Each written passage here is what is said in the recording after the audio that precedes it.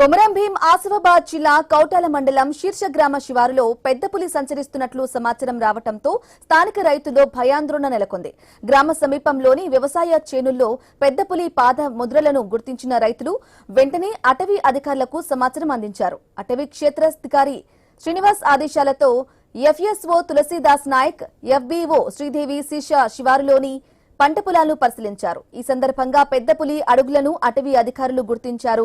శీర్ష గ్రామం నుంచి కౌటాల కంకాలమ్మ పుట్ట వైపు పులి పాదముద్రలు ఉన్నట్లు అధికారులు తెలిపారు.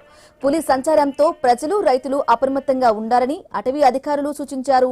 ముఖ్యంగా వ్యవసాయ చేలు, అటవీ ప్రాంతాల వైపు ఒంటరిగా వెళ్లవద్దని హెచ్చరించారు.